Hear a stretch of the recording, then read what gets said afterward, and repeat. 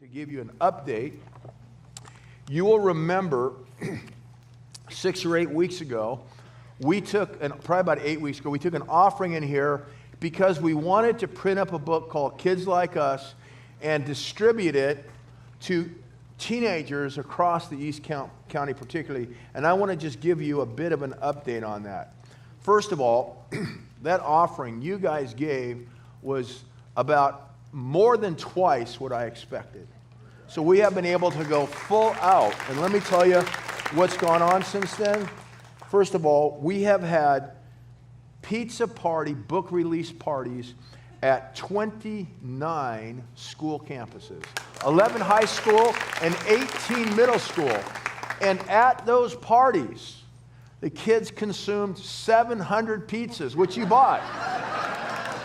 We had 2,400 kids attend all those parties where each one of them heard one of the kids from this book give a moving testimony to the reality and the power of Jesus Christ. And thousands of lives were touched. And we were able at those parties to give those kids, both for themselves and to take to their friends, 4,650 books out on the public school campuses here in the last couple of weeks.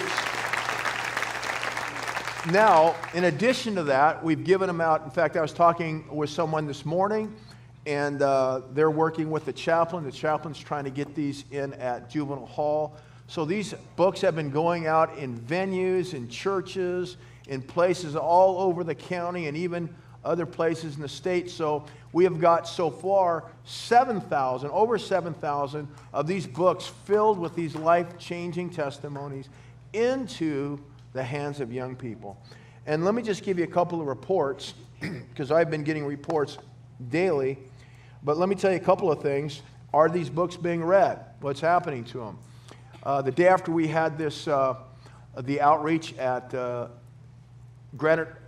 Cap, we had about 200 students there, and I don't remember, they gave out like 400 books. And the next day I heard one of our student leaders said he heard 2 teachers complaining that these books were disrupting their class because the kids, instead of listening to them, were reading these books. Now, I know that's bad, but it's good that the books are being read. And then a teacher at Montgomery reported that, I don't know what class he has, but they have a reading component to it, or a quiet reading component.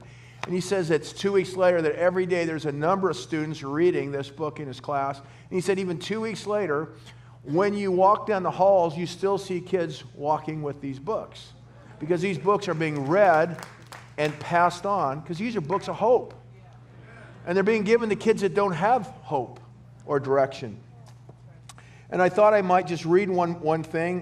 Nathan Cornett runs the Higher Ground Club at, it was Pert Lewis? Let's see. Yeah, Lewis Junior High.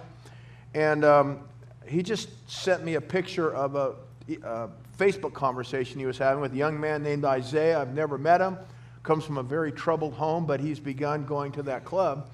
And at that club, Tim Amposta gave his testimony. And this is the conversation. Nathan asked him, what did you think about his Amposta? And Tim's testimony, he said, he was really cool. I just finished reading his full story, and now I'm on to Thomas Fitzgerald's story, which is the first one in the book. Nathan writes back, that's very cool. Please let me know what you think. So sometime later, he responds with this. It's amazing to read their stories, and some of them are really touching. I think this guy's an 8th grader. I was reading Tommy Callahan's story, who he doesn't know, and honestly, I started crying, because from these stories, you truly get to see how much God loves all of us, even the ones who do bad things, that he loves us so much. And then he says he sends people onto this earth like Nathan Cornett, Mark Hopp, and Ryan Poole to help everyone to find God. Now, he'd never met Ryan or myself, but just in reading the stories and hearing the transformation. So I want you to know that because of what you did, we are reaching exactly the kind of people that we wanted to reach, kids that no one is telling them about Jesus and who are going through life without direction or hope, and they're finding hope because of what you did. Let's give God some praise, because that's pretty exciting.